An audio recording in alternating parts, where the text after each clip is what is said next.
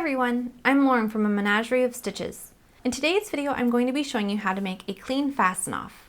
This method has been a game changer in how I finish my pieces, especially my amigurumi.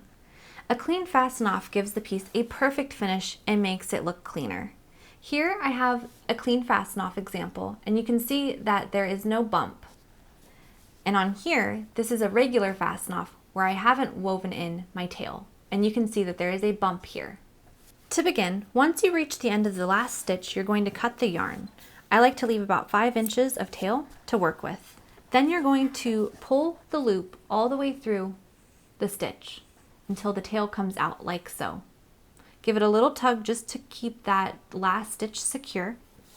Now I'm going to take my yarn needle and thread my yarn onto it. Now we're going to make what I like to call a faux stitch. Essentially, we're going to create a V on top of here so that this is not as drastic. Start by skipping the first stitch and go to the second stitch. Then you're going to place your needle underneath both loops and you're going to pull it through. Give it just a slight tug. Then you're going to take your needle and you're going to work in the last stitch of the round, and you're going to insert your needle under the back loop only of that stitch. And then you're going to pull it through. Give it a little tug to secure. And as you can see, we've created what looks like a stitch, and it makes it so that this edge is more clean. You'll notice that this fasten off is a lot less drastic than before.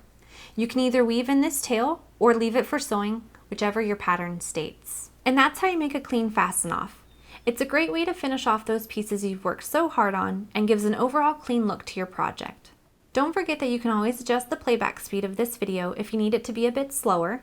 I hope you found this tutorial helpful. If you enjoyed this video, please give it a thumbs up and leave a comment. Make sure to subscribe to my channel for more crochet tutorials and free patterns. Happy crocheting, friends!